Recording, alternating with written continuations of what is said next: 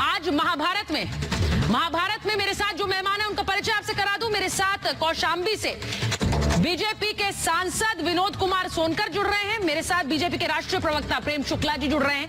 मेरे साथ जुड़ रहे हैं राजनीतिक विश्लेषक लेखक रतन शारदा जी। मेरे साथ है कांग्रेस के नेता वरुण पुरोहित, समाजवादी पार्टी के नेता कपिल श्रीवास्तव जी और साथ ही बहुजन समाज पार्टी के नेता साजन सिंह जी। बहुत बहुत स्वागत है आप सभी का। एक बार विनोद जी के पास जाती हूँ क्योंकि विनोद जी खुद बीजेपी के सांसद हैं उत्तर प्रदेश से। विनोद जी माफी चाह रही हूँ, थोड़ी देर से आई आपके पास क्योंकि कुछ ऑडियो की दिक्कत थी शायद। विनोद जी, यहाँ पर आप लोग महामंथन कर रहे हैं यूपी के चुनावों को लेकर, लेकिन वहां अखिलेश जी कह रहे हैं बैठकें कितनी भी कर लो, आपको बाहर का रास्ता दिखाने के लिए तैयार है जनता। सुचिता जी, मैं एक बात कहूं कि अखिलेश जी और अखिलेश जी की पार्टी, जिसका ना तो संगठन में विश्वास है ना किसी विचारधारा में विश्वास है, उनको इस बैठक का महत्व नहीं समझ सकते। जो एक परिवार से चलने वाली पार्टी है उसको इस संगठन का महत्व नहीं समझ में आएगा। भारतीय जनता पार्टी कार्यकर्ताओं की पार्टी है, संगठन की पार्टी है और कार्यकर्ताओं से संवाद हमेशा करना भारतीय जनता पार्टी की रीति और नीति का हिस्सा रहा है। इस बैठक को उसी परिप्रेक्ष्य में देखा जाना चाहिए।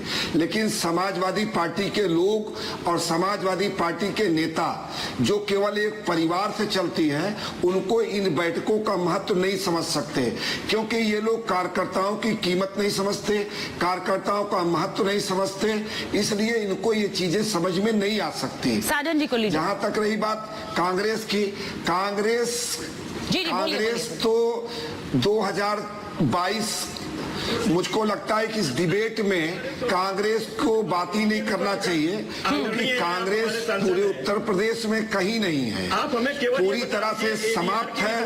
अब 2024 छोड़िए 2029 में कहीं दिखाई पड़ जाए तो लगता है कि बड़ी बात है। सुचिता जी, देखिए, बहुजन समाज पार्टी की पीड़ा को हम समझ सकते हैं। हाँ। क्योंकि इनकी नेता तो इनके सांसदों से मिलती ही नहीं है और जैसा इन्होंने कहा कि समाजवादी पार्टी से गठबंधन एक बहुत बड़ी भूल थी, तो मैं इनसे जानना चाहूंगा क्या ये इनकी नेता बहन जी इस बात को सार्वजनिक रूप से स्वीकार करेंगी क्या? सर वो ये खुद ही बोल रहे हैं। वो जहां तक दूसरी बात समाजवादी पार्टी की बात है, ये कहते हैं गुड अपराधी और बैड अपराधी। इनके निगाह में गुड अपराधी कौन है जानती हैं आप? काशी विश्वनाथ मंदिर में, संकट मोचन मंदिर पे जिस आतंकवादियों ने अटैक किया, जब इनकी सरकार बनी तो उस पर मुकदमा वापस लिया, इनके निगाह में वो गुड अपराधी है।